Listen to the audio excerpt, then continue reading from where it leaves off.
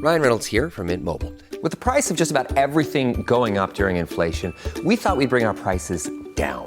So to help us, we brought in a reverse auctioneer, which is apparently a thing.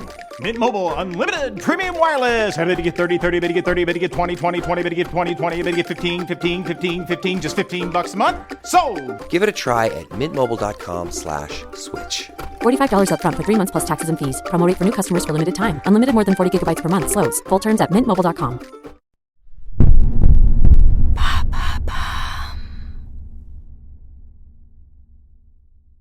Il suffit d'une nuit pour apprendre à boxer, mais il faut une vie entière pour apprendre à combattre.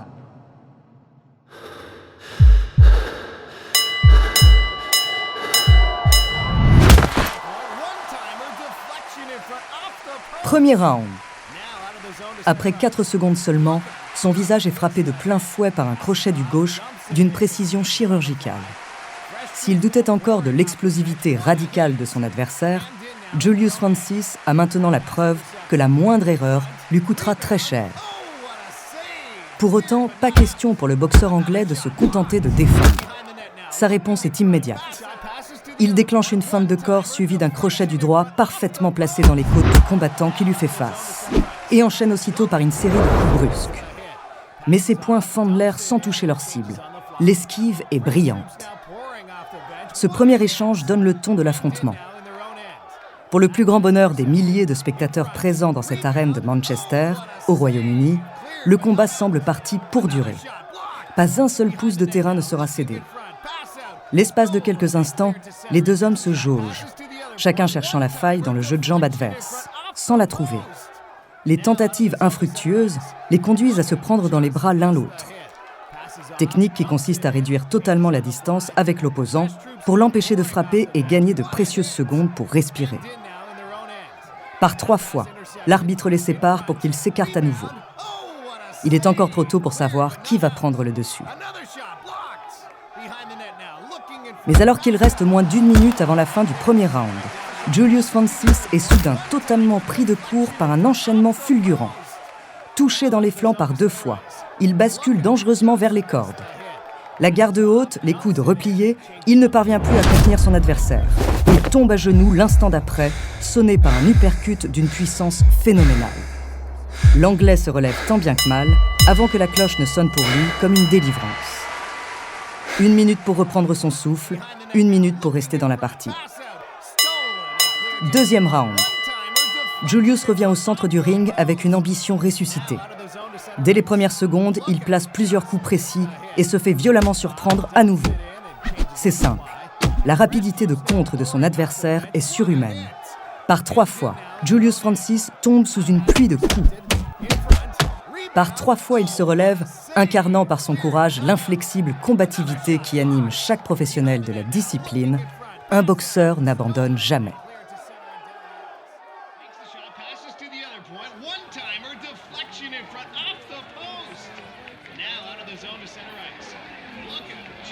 À plus de 5000 km de là, à l'ouest du Cameroun, un garçon de 14 ans fixe l'écran qui diffuse le match.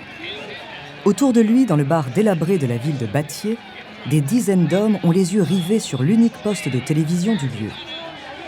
Chaque image repassée au ralenti suscite son lot de commentaires et d'acclamations bruyantes. Mais le garçon, lui, ne dit pas un mot. Le combat suscite en lui des émotions d'une profondeur telle que lui-même ne peut les décrire. On ne saurait dire s'il est absent à lui-même ou totalement absorbé par ce qu'il voit.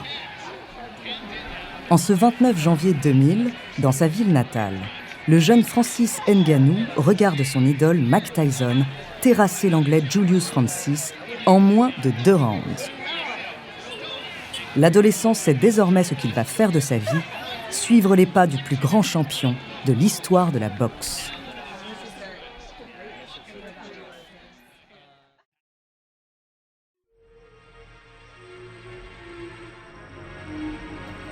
Bonjour, je suis Andrea Brusque, bienvenue dans Les Fabuleux Destins.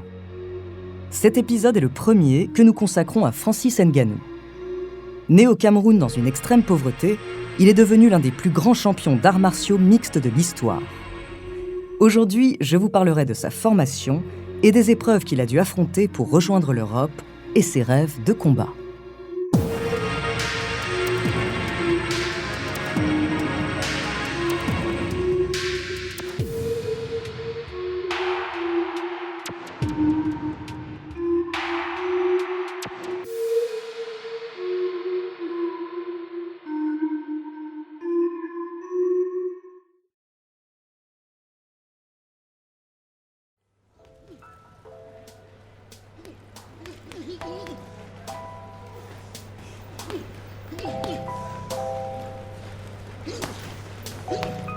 La chaleur est étouffante et les fenêtres ouvertes de la salle n'y changent rien. Dehors, il fait 35 degrés à l'ombre. À l'intérieur, on dirait même que les murs transpirent. Il ne semble pas y avoir d'air ni d'autre odeur que celle de la sueur sur du cuir trempé.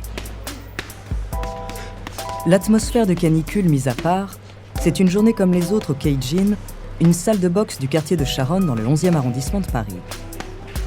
Tous les jours, amateurs et confirmés s'entraînent à proximité les uns des autres sous l'œil de Didier Carmon, l'un des entraîneurs adjoints du centre. Les coups dans les sacs répondent aux éclats de voix. Le crissement des baskets sur le sol se fait entendre au rythme haletant des respirations.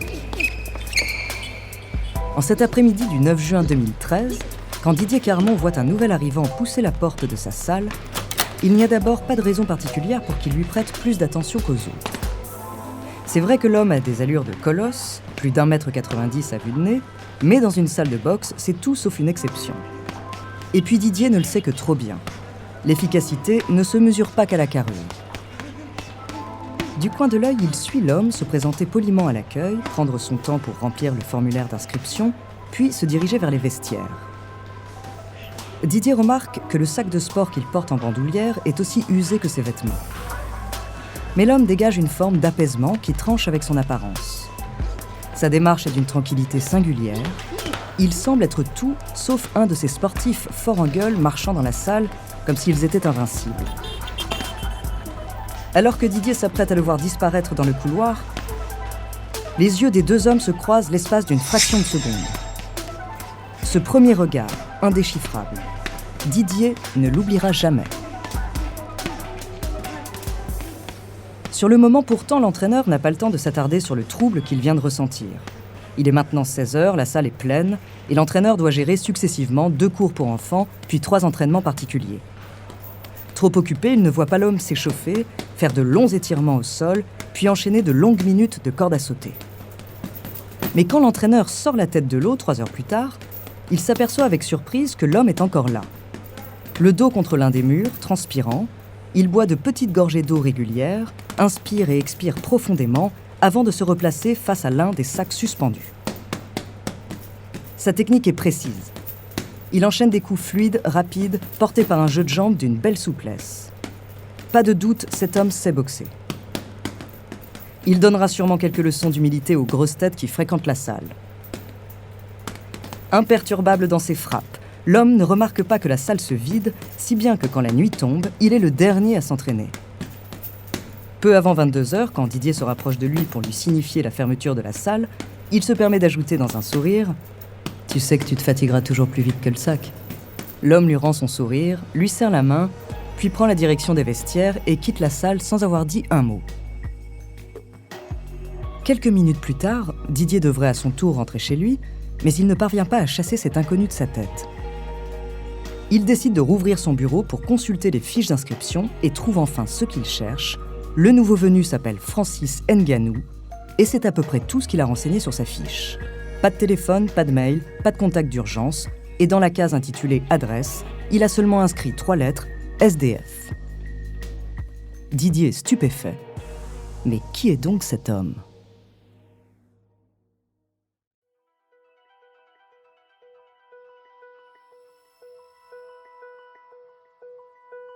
En 2012, alors qu'il vit à Douala, la capitale économique du Cameroun, Francis Ngannou doit prendre une décision radicale.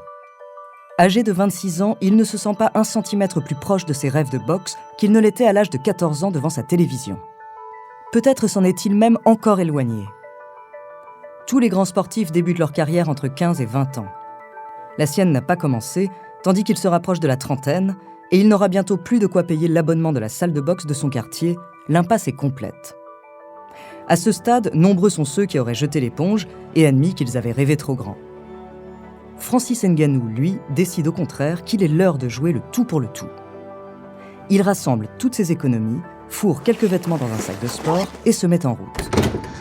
S'il existe ne serait-ce qu'une infime chance pour lui de devenir boxeur, alors c'est en Europe qu'il doit aller la chercher.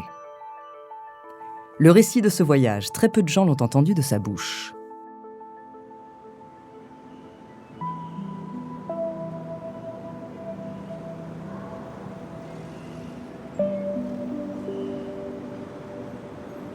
Un an plus tard, à Paris, Véronique Lemire et ses bénévoles arpentent les rues du 12e arrondissement.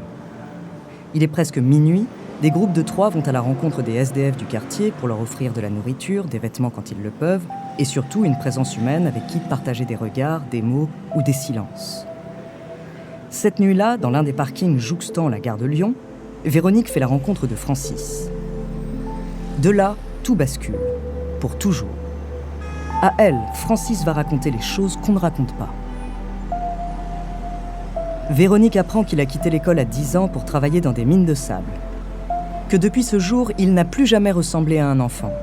Que quand il n'avait que 15 ans, son père est tombé gravement malade et est mort sans avoir pu se rendre à l'hôpital, faute d'argent. Qu'à l'âge de 26 ans, Francis a quitté sa terre natale pour traverser successivement le Nigeria, le désert du Niger, l'Algérie et le Maroc. Qu'il a parcouru près de 5000 km à pied pour arriver là. Et qu'il serait probablement mort si des sauveteurs de la Croix-Rouge n'avaient pas secouru l'embarcation sur laquelle, avec des dizaines d'hommes, il s'était entassé pour traverser la Méditerranée.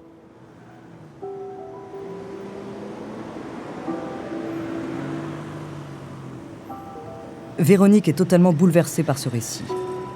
Et pourtant, ce qui la trouble encore plus, c'est l'espoir enraciné dans les yeux de cet homme. Elle n'y voit aucune trace de découragement. Ils se mettent à lui parler de la boxe, de cette salle du 11e arrondissement où il parvient à s'entraîner parfois et de son objectif de devenir champion du monde. Comment peut-il avoir encore la force de se battre et la volonté de cultiver des rêves aussi grands ? Ses espoirs sont peut-être fous, mais ils sont aussi contagieux. Véronique va tout faire pour l'aider à sortir de la précarité.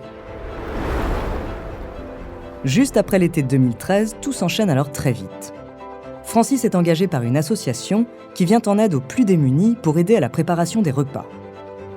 Appliqué et apprécié, il retrouve petit à petit du lien social et il ne manque alors plus qu'un signe du destin pour que les planètes s'alignent. À côté des locaux de l'association se trouve la MMA Factory, un complexe sportif spécialisé dans une discipline bien particulière, les arts martiaux mixtes. Quand le directeur du centre rencontre Francis, il repère immédiatement son énorme potentiel. Il décide de lui offrir un accès gratuit à l'entraînement dans sa salle et lui ouvre les vestiaires la nuit pour qu'il ne dorme plus dehors. Pour le natif de Battier, tout est désormais en place. Maintenant, il est le seul à pouvoir aller plus loin. Si Francis Ngannou veut que sa carrière démarre, il est condamné à l'exploit.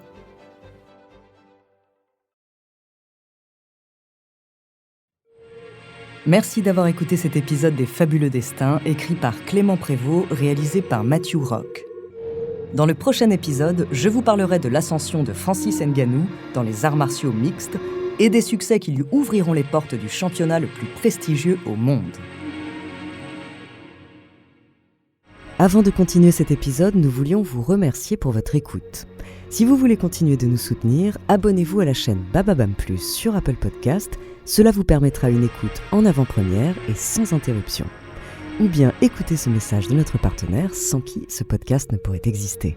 On se retrouve tout de suite après.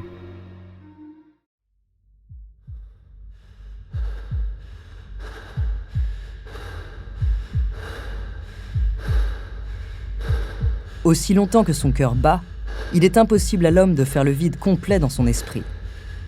Impossible de contrôler les pensées, les souvenirs et les doutes qui vont et viennent, emportés par une danse toujours aléatoire.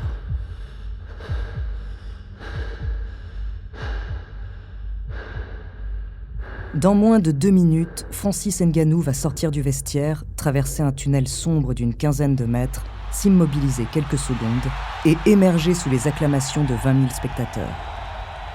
Quand on y est confronté pour la première fois, rien ne prépare à la pression qui vient avec un tel vacarme.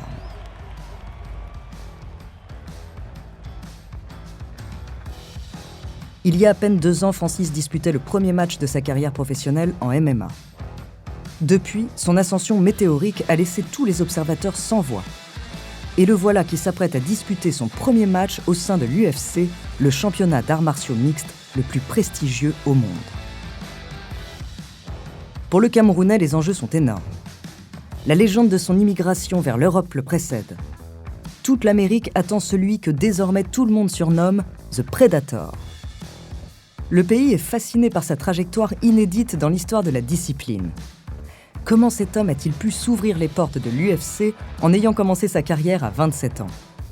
Comment a-t-il fait pour intégrer ce cercle si fermé en aussi peu de temps ? Certains estiment que s'il a dominé les débats en Europe, c'est dû à la faiblesse du championnat. Beaucoup prédisent qu'il ne pourra gérer l'écart de niveau qui le sépare des meilleurs combattants du monde. En ce 29 décembre 2015, Francis doit donc faire taire ses détracteurs ou se ridiculiser devant les yeux du monde entier. C'est le baptême du feu pour celui qui, parti de rien, n'a jamais caché ses ambitions de titre mondial. D'autant plus qu'en face de lui se dresse un adversaire particulièrement dangereux, Luis Henrique. 7 ans plus jeune que Francis, ce combattant brésilien s'est lancé dans le MMA bien avant lui et possède plus d'expérience. De plus, Henrique maîtrise parfaitement les prises de soumission au sol, celles-là même qui constituent les principales faiblesses de son aîné. C'est un prétendant sérieux à la victoire. C'est à tout cela que Francis pense dans les entrailles du Amway Center, la plus grande arène d'Orlando en Floride. À défaut de pouvoir chasser le tourbillon qui l'agite intérieurement, Francis cherche à le stabiliser. Il a beaucoup progressé dans ce domaine ces derniers temps, en comprenant que le désir de contrôle est le pire ennemi du champion. Car le contrôle ne se fait jamais sans crispation. Francis doit au contraire chercher la détente. Celle-ci le mènera vers la maîtrise, dont le secret réside justement dans la capacité de l'homme à accepter l'incontrôlable.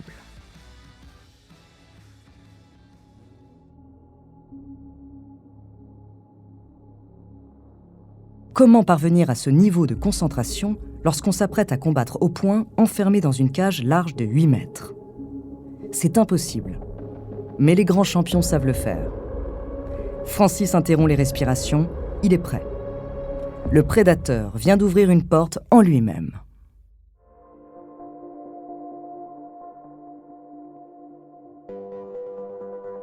À Paris, au début du mois d'octobre 2013, Francis Ngannou commence à peine à sortir de la précarité.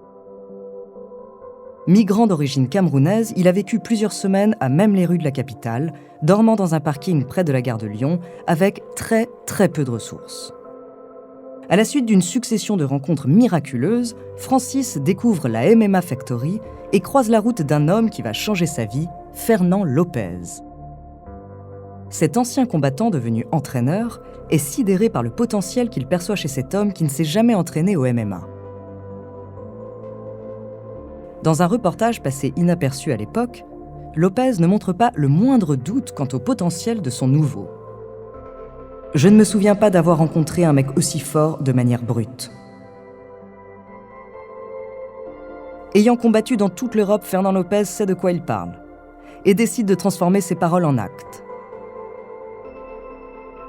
Il ouvre les vestiaires à Francis pour que celui-ci ne dorme plus dans la rue et lui offre de l'entraîner personnellement et gratuitement. C'est dire si le coach croit en son nouveau diamant. Mais Francis d'abord n'est pas convaincu par cette offre. À l'évidence, il est plus qu'heureux de bénéficier d'une telle attention. Ce qui le freine pourtant, c'est qu'il n'a jamais été enthousiasmé par les arts martiaux mixtes. Depuis tout petit, depuis qu'il regardait Mike Tyson à la télévision, il rêve d'une seule chose, boxer. Sur ce point, Lopez est catégorique. Le milieu de la boxe est saturé de nouveaux aspirants et il est impossible d'entrer rapidement dans l'élite. Le MMA, lui, est un sport relativement nouveau et dont la popularité ne cesse de croître. On peut s'y faire une place durable et, ce qui n'est pas négligeable, engranger rapidement des revenus pour stabiliser sa nouvelle vie. Francis a-t-il réellement le choix ? Il accepte. C'est le début d'une longue histoire avec Fernand Lopez. Grâce à lui, Francis Ngannou ne sera bientôt plus connu que sous le nom du Predator. Il existe cependant un léger problème. Le nouveau protégé de Fernand Lopez s'est depuis toujours focalisé sur la boxe. Les arts martiaux mixtes représentent une discipline à part entière et pas n'importe laquelle. Elle exige de ses combattants qu'ils développent un arsenal de techniques très variées, issues de la boxe, du karaté, du taekwondo, mais aussi des arts martiaux dits de préhension, comme la lutte, le judo et le jiu-jitsu. Francis doit adapter ses pratiques de combat à la vitesse de l'éclair, car son coach veut le plonger dans le grand bain sans attendre.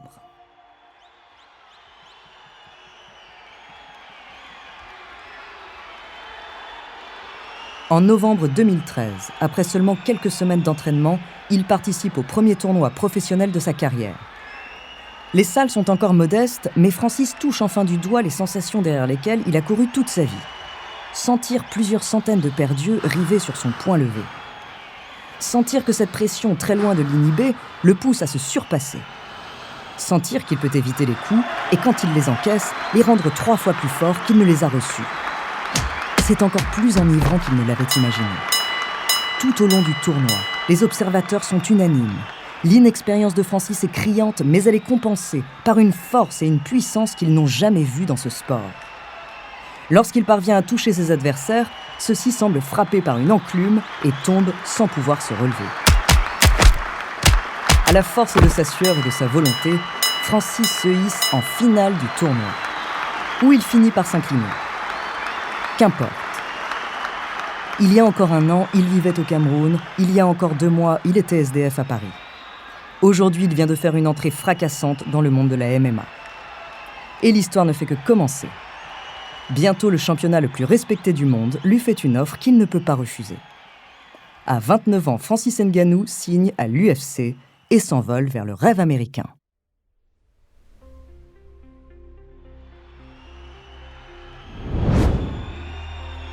Cela fait très exactement 37 secondes que le premier round a commencé et le voilà projeté sur le sol. Bienvenue à l'UFC, dans l'élite mondiale des combattants. Francis Ngannou va devoir très vite élever son niveau s'il ne veut pas subir la loi de Luis Enrique.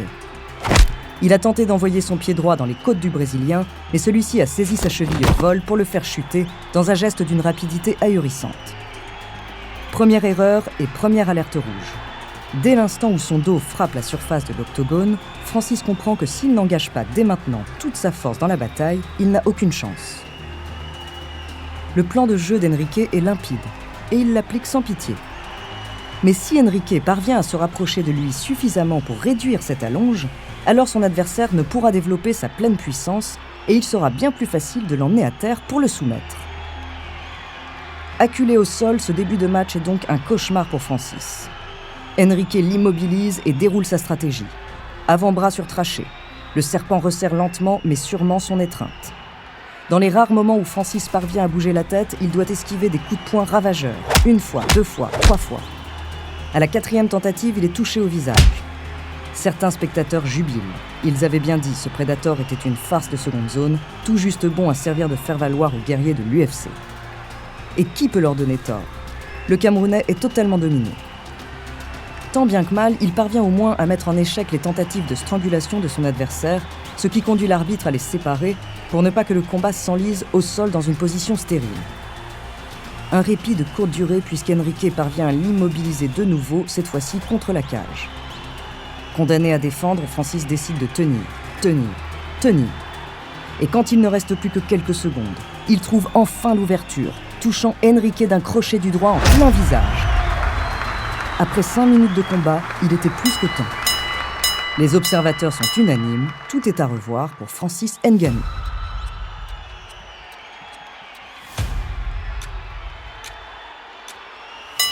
Le coup reçu en toute fin de round a-t-il semé le doute dans l'esprit d'Enrique ?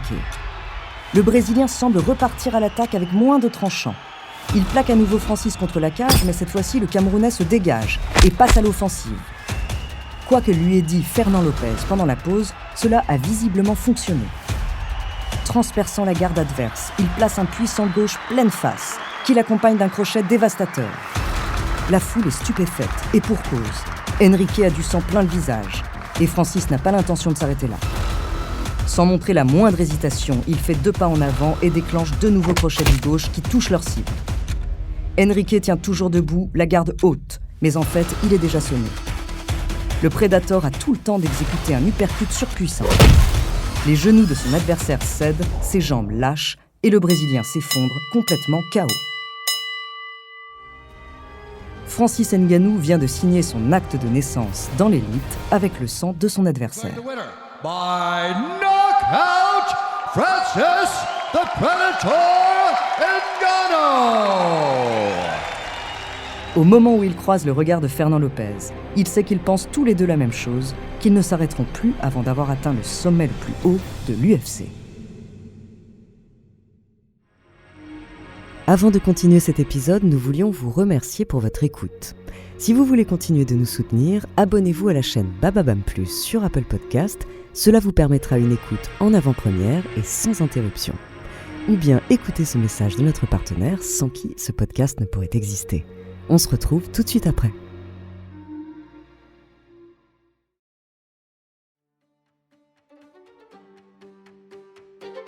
Chuter, se relever, tendre chaque muscle du corps. Céder à nouveau et se relever encore. Encore et encore. Contrer jusque dans le plus petit battement de cœur, atteindre l'extrême limite de soi. Et devoir la dépasser en dépit de tout, parce que l'adversaire fait la même chose. Les grands champions le savent. Quand on ne peut pas voir la victoire, c'est qu'elle se trouve au-delà de l'horizon de l'épuisement. C'est là-bas qu'il faut aller la chercher.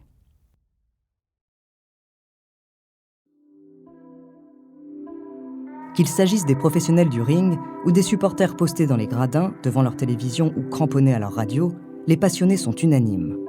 Les sports de combat offrent une métaphore de l'existence comme aucun autre sport le peut. Centimètre après centimètre, round après round, chute après chute, il faut encaisser les épreuves, les frustrations et les défaites. Dans la franchise hollywoodienne culte qui porte son nom, le personnage de Rocky Balboa résume cette idée dans une scène poignante où, fort de la carrière extraordinaire qu'on lui connaît, il concède cet implacable constat : rien, jamais, ne frappe plus fort que la vie.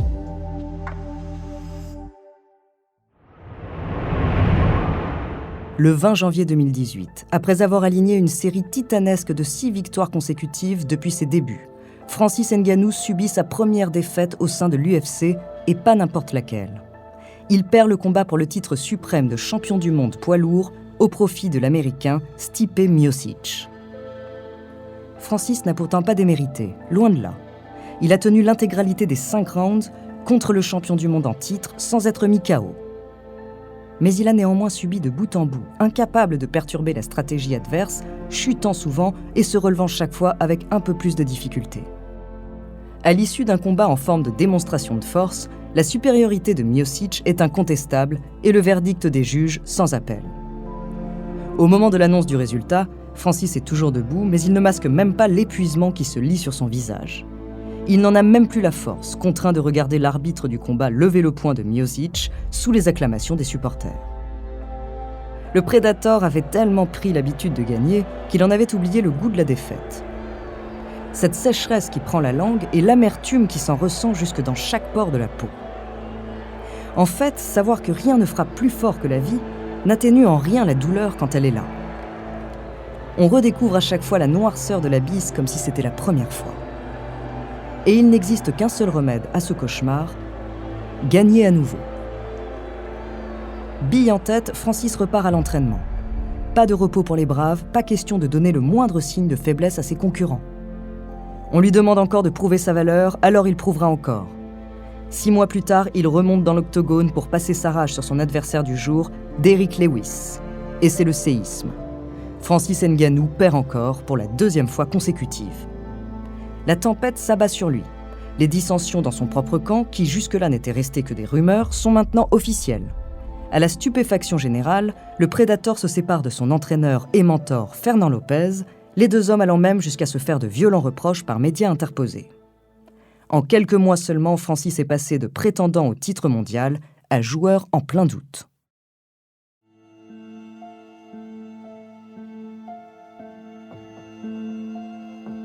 Francis a pris la grosse tête, c'est un ingrat qui n'a jamais dit merci. Il dit qu'il s'est fait tout seul, c'est une histoire qui est belle pour Hollywood, mais ce n'est pas la vérité.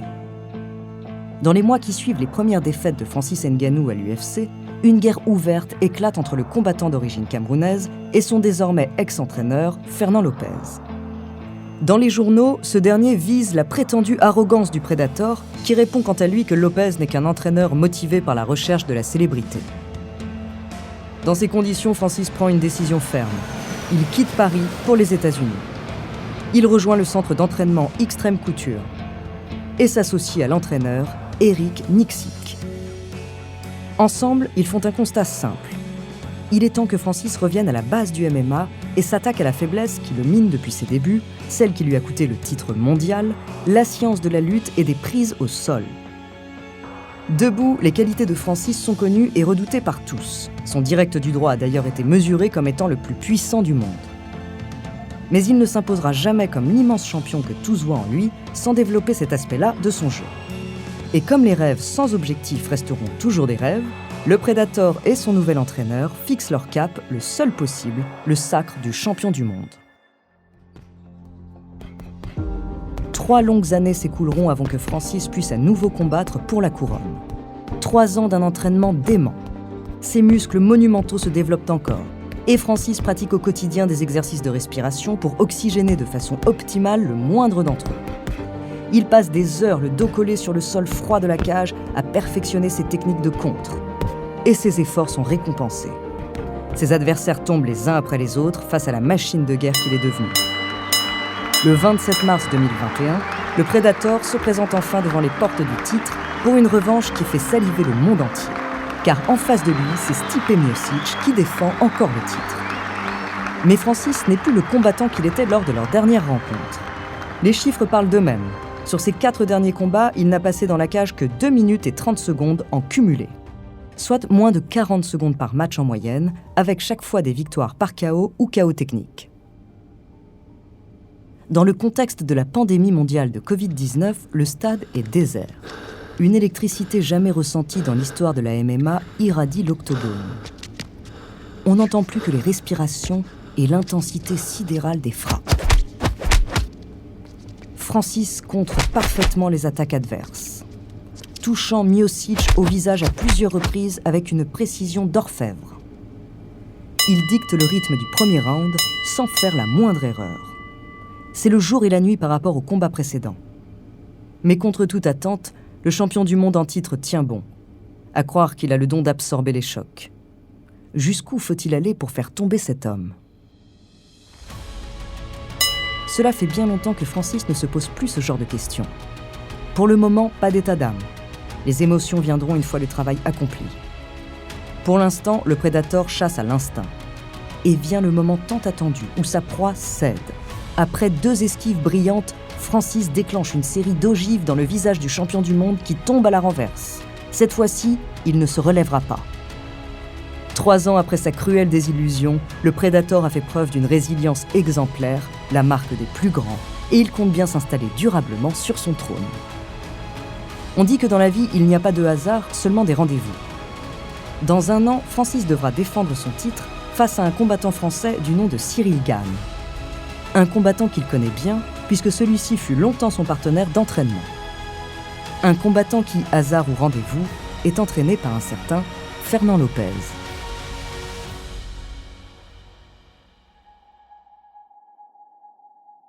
Quand les 2 combattants font leur entrée, les cœurs des 20 000 spectateurs entrent en fusion.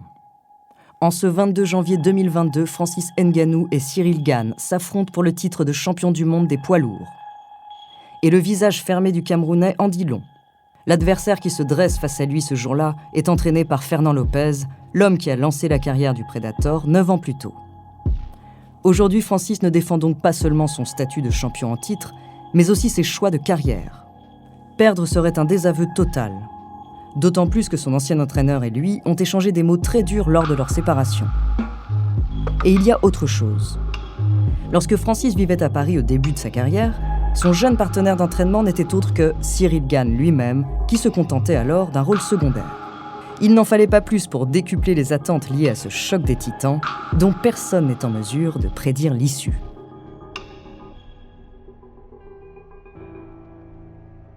Pour beaucoup d'observateurs, le Predator ferait bien de se prémunir contre tout excès de confiance. Gane, 4 ans plus jeune que lui, est un stratège très technique, endurant et doté d'une extraordinaire fluidité dans ses déplacements. Ce qui constitue un avantage énorme. Rares sont les poids lourds qui peuvent se targuer de se déplacer comme des poids légers. Dans les semaines précédant le combat, les traditionnelles déclarations provocantes destinées à promouvoir le choc sont largement relayées par les médias. Mais on finit par comprendre que les deux hommes ont en fait une profonde estime l'un de l'autre. À l'issue de la conférence de presse d'avant-match, alors qu'ils se tiennent face à face, Francis regarde Cyril dans les yeux. « Quel que soit ce que tu penses, je te respecte. » Avec le sourire décontracté qui le caractérise, son adversaire répond « Je suis heureux et fier d'être là avec toi, Francis. » Chacun reconnaît en l'autre une partie de lui-même. Ils sont tous les deux les seuls à savoir ce qu'ils ont dû sacrifier pour en arriver jusque-là. D'emblée, Gane prend le contrôle tactique de la rencontre en multipliant les déplacements et les esquives. Le Predator ne trouve pas d'ouverture et se trouve coincé contre la cage à 3 reprises. Dans le second round, Gane accentue encore sa domination avec un relâchement surprenant. Il atteint Francis d'un direct du droit pleine face, avant d'exécuter quelques instants plus tard un coup de pied retourné virtuose. À ce stade, aux yeux des observateurs, il n'y a aucun débat. Cyril Gane, impressionnant de maîtrise, a déjà une main sur la couronne. Mais il est l'heure pour lui d'apprendre qu'il suffit parfois d'un rien pour que tout bascule. Au début du 3e round, alors que le Predator ne semble être que l'ombre de lui-même, il intercepte un coup de pied du Français et lui saisissant la jambe au vol, soulève ses 112 kilos comme s'il ne constituait qu'un sac de plumes. Gane est plaqué au sol avec une brutalité sans nom et désormais la dynamique du combat s'est totalement renversée. Fernand Lopez ne peut que l'admettre quand, juste avant le round final, il plante ses yeux dans ceux de Gane. « Je vais être clair avec toi, Cyril. On est en train de perdre le match. Maintenant, on va à la guerre. » Mais rien n'y fait. Francis termine le combat en posture dominante et conserve son titre mondial. Quand les frères ennemis tombent dans les bras l'un de l'autre à l'annonce du résultat, l'aîné glisse à l'oreille du cadet « On a fait une bonne guerre, j'ai toujours cru en toi. » La supériorité du Predator sur le MMA mondial ne fait ce jour-là plus aucun doute. Que peut-il accomplir de plus ? Rien. Pourtant, Francis sent une pulsation en lui, le rappel d'une promesse, ou plutôt d'une dette envers l'enfant qu'il était. Et s'il tentait d'atteindre son rêve originel ? Et si le Predator quittait l'UFC pour suivre les pas du légendaire Mike Tyson et devenir champion du monde de boxe ? Avant de continuer cet épisode, nous voulions vous remercier pour votre écoute. Si vous voulez continuer de nous soutenir, abonnez-vous à la chaîne Bababam Plus sur Apple Podcast. Cela vous permettra une écoute en avant-première et sans interruption. Ou bien écoutez ce message de notre partenaire sans qui ce podcast ne pourrait exister. On se retrouve tout de suite après. Le crâne rasé, des yeux de tueur vissés sur un visage maculé de sang et un sourire dément sur les lèvres, comme pour en demander toujours plus de cris, toujours plus de coups, toujours plus d'adversité. Tyson Fury se tient debout, confiant, prêt pour le 11e round d'un combat de titans. Il est inimaginable qu'un homme puisse éprouver tant de plaisir dans un déchaînement de violence aussi éprouvant, et pourtant, même là, dans ce match où il a déjà chuté 2 fois sous les coups adverses, le Golgoth britannique de 116 kilos donne l'impression de jubiler du haut de ses 2,06 m.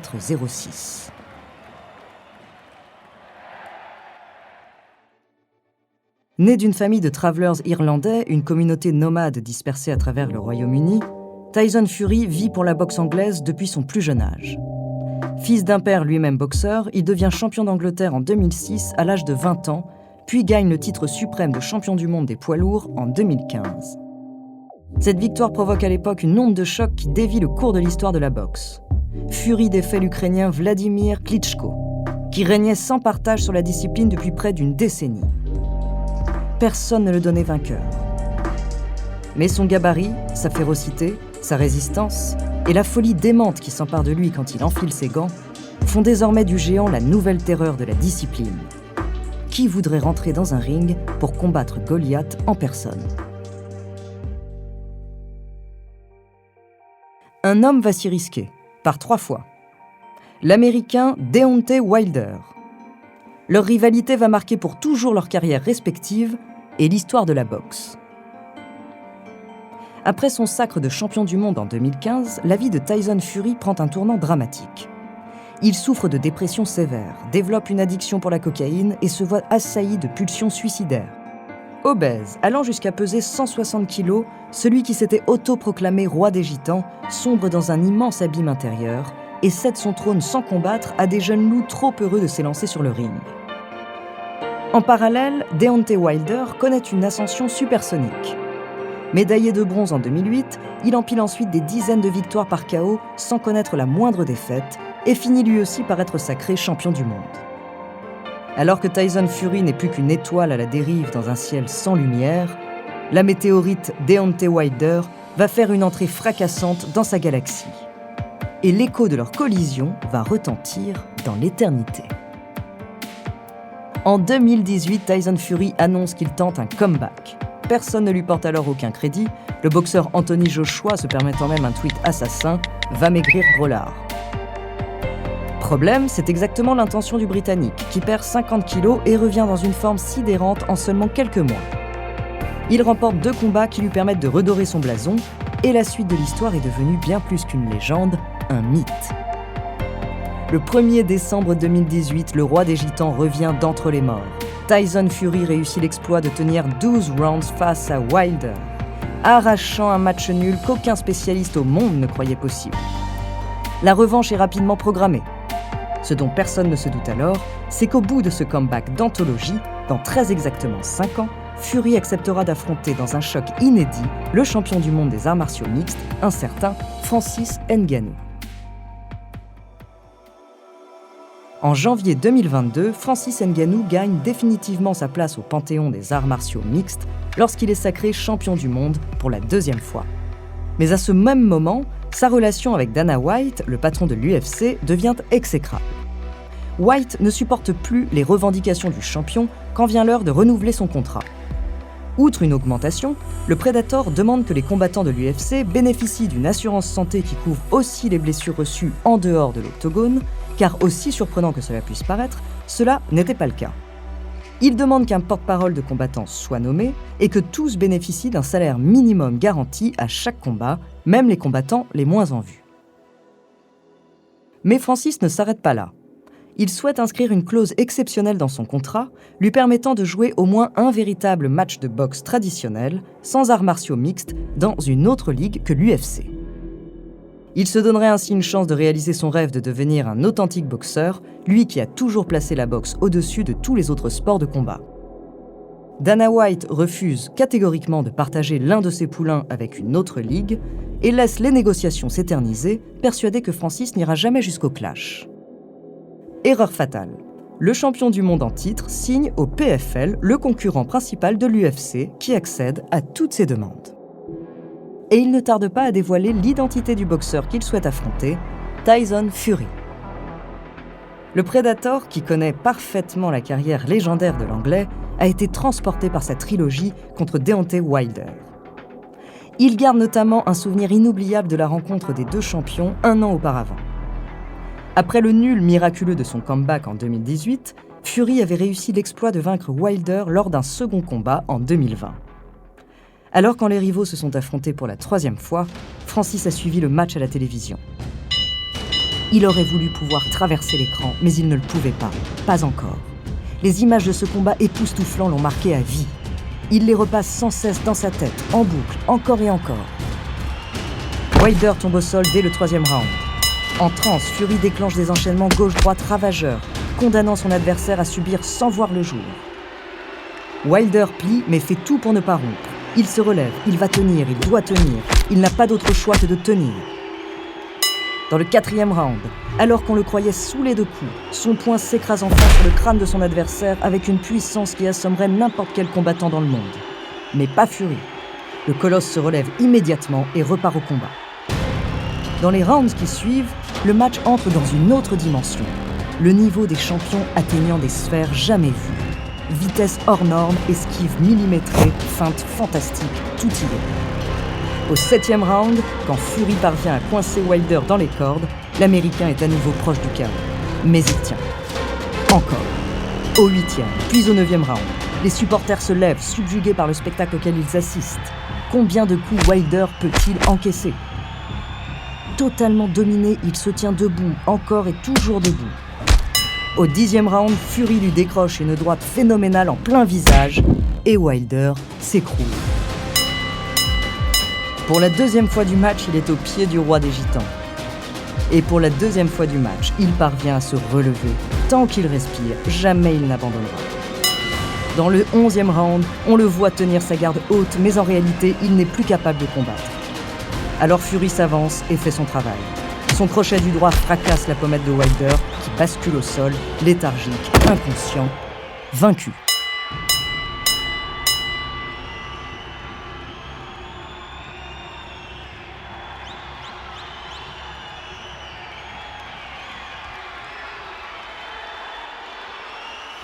Ce jour-là, Francis Ngannou comprend que s'il veut entrer dans l'histoire de la boxe anglaise, l'homme à abattre, c'est Tyson Fury, personne d'autre. Et quand certains journalistes lui rétorquent que son ambition est dangereuse, complètement folle, l'ancien migrant camerounais qui fut SDF et sans papier répond simplement « Tous les combats de ma vie ont été des paris fous ». Des heures et des heures, seul dans une salle sombre à frapper dans un sac qu'il ne peut pas vaincre.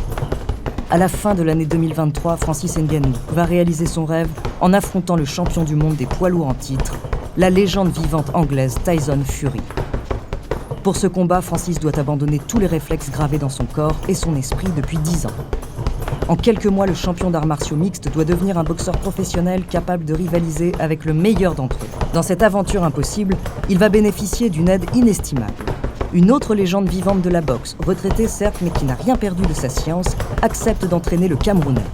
On l'appelait l'homme au point de fer et lorsqu'il annonce leur collaboration, Francis n'en revient toujours pas de compter dans ses rangs le modèle de sa vie. C'est extraordinaire de se dire que Mike Tyson croit en moi. Quand vient l'heure d'entrer dans l'arène le 29 octobre 2023, Francis est prêt. Sa vie tout entière, il ne l'a vécue que pour ce moment-là.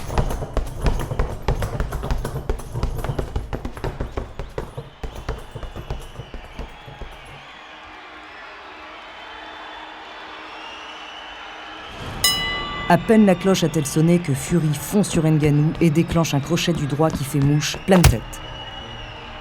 Son message est clair. Malgré la confiance qu'il affiche, il ne fera jamais l'erreur de sous-estimer son adversaire venu de la MMA. Il sait qu'il doit le traiter comme n'importe quel guerrier qu'il a l'habitude d'affronter et de battre.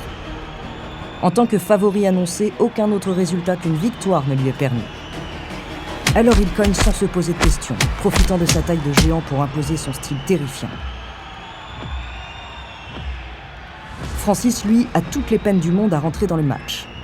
Nous ne sommes qu'au 3e round, et sa bouche grande ouverte, à la recherche d'air, indique à tout le monde, y compris son adversaire, qu'il est déjà saisi par la fatigue. Comment pourrait-il en être autrement ? Comme ça, au milieu du 3e round, Francis esquive un direct du droit et place un crochet du gauche sorti de nulle part qui déforme le visage de l'Anglais. Les spectateurs dans les gradins comme les commentateurs à l'antenne ne peuvent alors pas croire ce qu'ils voient pourtant de leurs propres yeux. Sous la violence du choc, le roi des Gitans tombe à la renverse et frappe lourdement le sol. Bien sûr, il se relève, mais le mal est fait. Le Predator peut prendre confiance. À partir de ce moment-là, les spectateurs du monde entier comprennent qu'ils vivent une soirée comme il en existe très peu dans le firmament de la boxe. Sur le ring, les deux champions le savent aussi. Dans le 5e round, après un échange de coups des plus virtuoses où chacun des combattants touche sa cible, quelques secondes soudain suspendues se gravent dans l'éternité. Les deux rivaux s'écartent et Fury lève son gant, paume ouverte vers Francis, qui fait de même. Leurs gants se touchent. Un respect immense anime les deux hommes. Le match ira à son terme, mais les deux champions se sont reconnus l'un dans l'autre et n'attendent pas que l'affrontement soit terminé pour se le dire.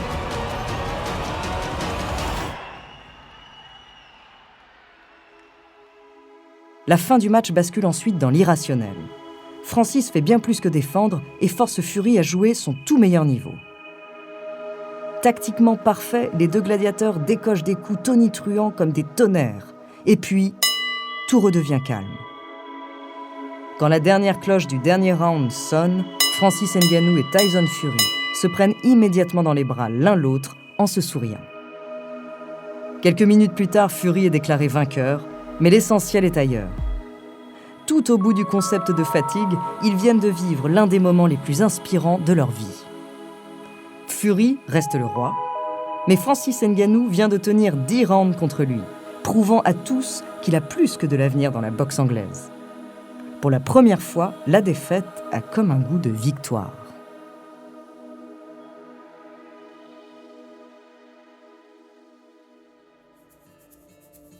Quelques mois avant cette bataille, qui restera toujours gravée dans les mémoires, Francis Ngannou faisait en interview le bilan de l'itinéraire qui l'a mené jusqu'à Tyson Fury. On pouvait déjà sentir la joie et la reconnaissance de cet homme revenu de tellement loin. Lui qui, pour quitter ses racines, n'a pas eu d'autre choix que de traverser un désert, se disait fier et surtout en paix. J'ai gagné par le simple fait d'avoir rendu ce combat possible. En 2024, des combats sont programmés contre différents adversaires et la rumeur d'une revanche contre Tyson Fury ne cesse de prendre de l'ampleur. L'histoire du natif de Battier devenu le prédateur des rings semble donc encore loin d'être finie.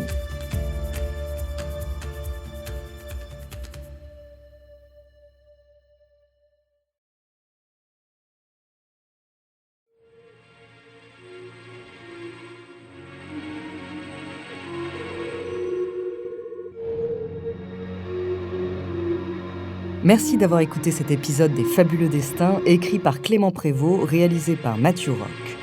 Dans la prochaine saison, je vous parlerai de la mystérieuse zone 51. En attendant, si cet épisode vous a plu, n'hésitez pas à laisser des commentaires et des étoiles sur vos applis de podcast préférés.